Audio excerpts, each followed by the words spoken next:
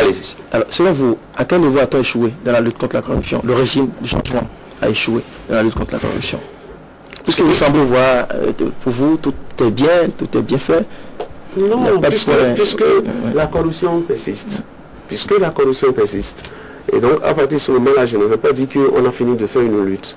On est juste engagé dans une lutte. On est juste engagé pour une cause qui est celle d'enrayer ou bien de faire diminuer la corruption dans notre pays. Parce que ce n'est enrayé nulle part. Hein. Je pense que pas tout à fait dans la semaine, on apprend que dit qu'il y a des problèmes au Nigeria. Donc ce n'est enrayé nulle part. Non, mais la question est quand même assez claire. Oui, vous dites à quel niveau on a échoué. Parce qu'il faut qu'on évolue cette émission, ça nous dit que c'est en 2 minutes et on a un autre sujet à aborder. Donc, il faut je reviens encore là-dessus pour dire c'est vrai que mon ami est en train de parler de la loi qui doit à l'Assemblée. Et retenez aussi qu'il y a un homme politique dans ce pays qui a dit que notre Assemblée est à majorité géométrie variable. Géométrie variable. Donc depuis un certain moment aussi, il n'y a que la majorité n'est pas de notre côté. Quand c'était de votre côté, qu'est-ce que vous en avez fait dans ce sens-là? Dans ce sens-là aussi, je voudrais dire ceci. Une loi a été déposée. Vous connaissez le rythme du passage de l'ordre du jour à l'Assemblée. Je suis convaincu que les députés, certainement, qui sont en compte pour le temps. Monsieur Aravena, c'est note qu'il nous est difficile de trouver qu'il y a eu des échecs. Donc je retiens que je vous dis que ça bien passé. Ma dernière question pour vous, sur ce dossier corruption, avant qu'on aborde d'autres sujets, notre centre d'intérêt dans cette émission, c'est par exemple ce que vous avez dit tout à l'heure assez largement que la justice n'a pas accompagné cette démarche-là du chef de l'État. Un exemple, pourquoi est-ce qu'à l'époque, on n'avait pas, par exemple, laissé la justice s'occuper du cas Amine Bessi dans le dossier Siemsad et en lieu place de cette commission administrative qui l'a blanchi? Lorsque la justice ne s'auto-saisit pas de certains dossiers, pourquoi ne pas l'aider en mettant ce dossier à sa disposition? Le chef de l'État, lui, il a eu une responsabilité limitée dans ce dossier. Je vous ai dit tout à l'heure, c'est lui qui forme son gouvernement et qui amène au gouvernement les gens à qui il fait confiance. Lorsque il arrive qu'on reproche quelque chose à quelqu'un et qu'il n'en a pas une idée nette, il envoie l'inspection générale pour l'inspection d'État pour vérifier. C'est ce qui s'est passé dans le cas de M. Nobessi. Le chef de l'État voudrait que l'inspection d'État ou bien les commissions formées lui disent par rapport à l'autre ministre que les choses sont évidentes à son niveau, de dire aussi comment est-ce que celui-ci est impliqué. Je pense certainement que les conclusions qui sont venues lui ont permis de savoir que, eh bien, il n'est pas aussi impliqué dans ce dossier, il n'est pas conséquent. Je peux continuer de lui faire confiance. C'est ce que le chef de l'État a fait. Monsieur Aragono, oui. Alors, on va aborder d'autres sujets. Dites-moi, selon vous, pourquoi est-ce que le budget n'est pas à l'Assemblée? Le budget général de l'État exercice 2011 n'est pas à l'Assemblée? Oui. On n'a pas les informations. Je pense que le gouvernement a déposé un budget. Finalement, quand non, le gouvernement a déposé un budget conformément au délai. Regarde. Et que sur ce budget-là, si je comprends bien, les députés trouvent que ce n'est pas le vrai budget parce que cela n'incorpore pas tel leur budget à eux. Ce n'est pas la même chose. D'accord? Nous avons, en fait, le gouvernement a une obligation légale, c'est de déposer le budget. Vous pouvez parler du gouvernement à la première personne du pluriel, ça ne nous gêne pas. Donc, à la responsabilité de déposer un budget dans un délai donné, je pense que c'est ce qui a été fait. Maintenant, les députés trouvent que ce budget-là, la partie concernant l'Assemblée qui est dedans ne correspond pas au budget que les autres ils ont déposé. Donc c'est pas la même chose. Donc aujourd'hui, nous avons en réalité un budget au Parlement. Mais les députés estiment que ce budget-là ne correspond pas au budget que les autres ils estiment voir devant eux. Je pense que c'est ça la question. Et ils ont dit, par rapport au règlement, par rapport aux lois de l'Assemblée, lorsque l'Assemblée envoie un budget à l'État, l'État doit l'incorporer tel quel au budget général de l'État. Il faut que le débat soit bien clair. À partir de ce moment-là, on pose des questions. Nous estime que le budget est à l'Assemblée, pourtant les députés, on les a suivis, se sont plaints et ont même donné un ultimatum, ont donné un délai de 48 heures au gouvernement pour amener le projet de budget à l'Assemblée pour l'étudier. Moi je pense que, même si on peut affirmer, comme il vient de le faire, qu'il y a eu une transmission de documents, ou bien de budget à l'Assemblée nationale, ce budget n'étant pas conforme à la Constitution, les parlementaires ont bien voulu le retourner au gouvernement. Pourquoi dites-vous que ce budget n'était pas conforme à la Constitution? Parce que la Constitution dit que l'Assemblée a une autonomie financière et de ce point de vue, elle vote son budget et le gouvernement n'a qu'à intégrer le budget de l'Assemblée tel que voté dans le budget général pour le transmettre, ce qui n'a pas été le cas. Les députés ont voté un budget, le gouvernement a mis un autre budget dans le budget général de l'État. Donc, de ce point de vue, le budget transmis par le gouvernement n'est pas un budget conforme à la Constitution. Transmis quand même. Vraiment. Le budget a été transmis et retourné.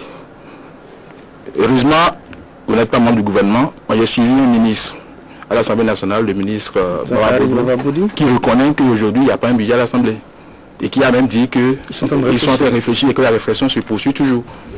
Donc, est-ce que vous dites la même chose que le ministre ou bien vous êtes plus informé que le ministre? Non, certainement le ministre va dans le sens pour dire que, eh bien, nous avons déposé un budget.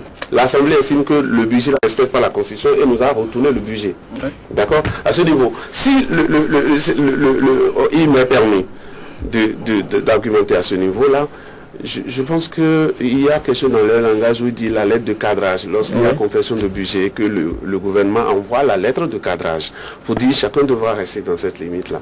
Je ne veux pas dire de bêtises, mais je pense que le problème se poserait certainement autour de l'augmentation ou non de nombre de députés. Je pense qu'il y a ce problème-là aussi qui se pose et que la Cour constitutionnelle a déjà répondu pour dire la loi ne respecte pas, le texte voté ne respecte pas la Constitution et que par conséquent, on doit rester à 83 députés. Je ne suis pas ministre des Finances, je ne sais pas. Mais je pense que s'il y a un premier budget déposé par les députés qui incorpore, qui tient compte de 99 députés et que la Cour constitutionnelle dit vous ne pouvez pas aller à 99 députés, je pense qu'il est effectivement question que le gouvernement se dise, bon, donc le budget qu'il faudra, c'est le budget qui respecte 83 députés. Je ne sais pas si c'est à ce niveau où se pose le problème. Mais je voudrais profiter pour dire quelque chose. Parce que c'est des hommes qui ont voté nos lois. Hein? La loi, mon ami a parlé de l'autonomie financière, l'autonomie de gestion. Il faut, je ne sais pas, j'aime pas trop me regarder sur les termes juridiques parce que c'est bon. Mais ce que je remarque, c'est que lorsque vous êtes sociologue, d'accord, merci. Lorsqu'il y a, qu'on appelle l'autonomie de gestion, je me suis posé une question. J'ai dit, est-ce que les députés, dans ces conditions-là, sont libres de faire le budget qu'ils veulent, c'est-à-dire d'augmenter autant qu'ils veulent?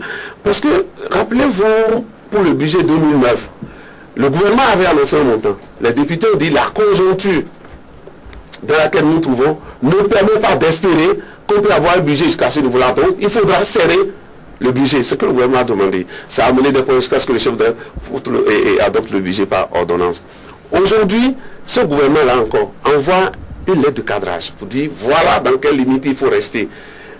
Et les députés disent nous avons notre autonomie et financière. Mais cette autonomie financière-là, je voudrais nous poser une question à nous tous pour dire, celui qui fait rentrer les recettes dans les caisses de l'État, c'est quand même le gouvernement. C'est le gouvernement qui a l'exécutif et qui sait combien peut rentrer dans la caisse de l'État. Est-ce que ce gouvernement-là, il lui a permis de dire, compte tenu de ce qui va rentrer dans les caisses-là, chacun de nous doit prévoir ses dépenses jusqu'à tel niveau-là? Vous n'êtes pas sans savoir aussi que jamais, généralement, l'Assemblée nationale ne respecte pas les lettres de cadrage qu'on lui envoie. Le budget de l'Assemblée, ça va toujours, généralement, en tout cas, au-delà de les lettres de cadrage qu'on envoie. Moi, j'ai entendu dire en ces temps-ci que le gouvernement a envoyé une lettre de cadrage et que c'est toujours le cas. La lettre de cadrage n'a pas été respectée. Parce que, même si les députés ont augmenté leur budget de 28% à quelque chose comme ça, et que ça respecte la lettre de cadrage envoyée par le gouvernement, je pense qu'il n'y a pas de problème. Honnête, enfin, moi je pense, on reste une logique. Si le budget voté par l'Assemblée nationale, qui concerne les députés, cette année pour l'année 2011, respecte la lettre de cadrage, je ne vois pas où se poserait le problème. Je pense qu'il y a problème aujourd'hui parce que ce budget-là ne respecte pas la lettre de cadrage. Et qu'il aussi faudrait que le législateur demain réfléchisse pour savoir à quel moment on faudra dire stop, n'y allez pas. Nous sommes aujourd'hui le 9 décembre.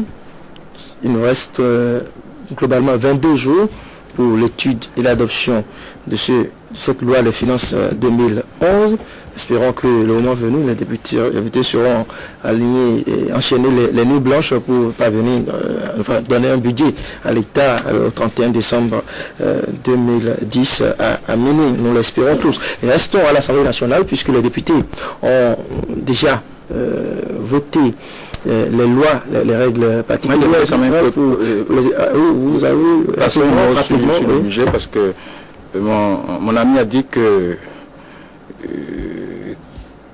même s'il y a autonomie de gestion, que c'est le gouvernement, que c'est l'équipe qui fait rentrer l'argent, mais la Constitution sait bien que c'est l'exécutif qui fait les recettes et pourtant a prévu que l'Assemblée a une autonomie financière et a prévu que le budget de l'Assemblée nationale tel que voté doit être intégré par le gouvernement.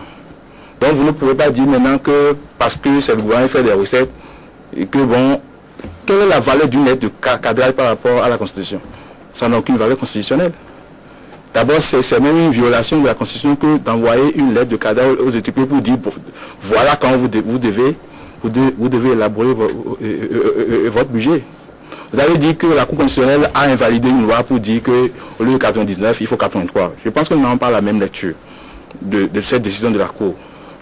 La Cour a certes invalidé cette loi particulière-là, mais n'a pas dit le nombre de députés qu'il faut. Non, c'est une déduction que je fais. A seulement dit que le budget de l'Assemblée nationale en cours ne permet pas de prendre en charge l'incidence financière de cette loi.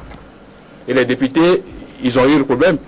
Ils ont d'abord voté leur budget 2011 avant de mettre en conformité la loi électorale. Donc moi je pense qu'il faut qu'on fasse un débat d'idées plutôt que de chercher à soutenir pour soutenir. Non, j'ai fait des choses. Je dis, si la Cour dit, il ne faut pas, et 99 je pense, la Cour l'a jamais. Attendez, la Cour invalide la loi votée par les députés. Cela veut dire que l'ancienne loi demeure. Et par rapport à l'ancienne loi, c'est 83 députés. Ouais. D'accord? C'est de ça que je parle. C'est cette déduction que je fais. Pour dire si la Cour invalide l'autre, l'ancienne prend place. Et à partir de c'est par rapport à l'ancienne qu'il faut faire un budget. C'est ce que je dis. Et de l'autre côté, je voudrais vous dire ceci. Vous avez dit, la loi, c'est la lettre de cadrage est anticonstitutionnelle. Si c'était ça, les députés auraient dénoncé tout. Je ne pense pas. Parce que dans un pays, là, le gouvernement fait des prévisions, des projections par rapport à ce que nous aurons comme recettes et dépenses l'année prochaine. Il revient au gouvernement de dire, par rapport à la prévision que nous avons faite, voilà comment chacun pourrait se comporter. Je trouve que c'est tout à fait logique de le dire. Ce n'est même pas anticonstitutionnel. C'est la logique qui voudrait que ce soit comme ça. Je voudrais que mon ami le comprenne très bien.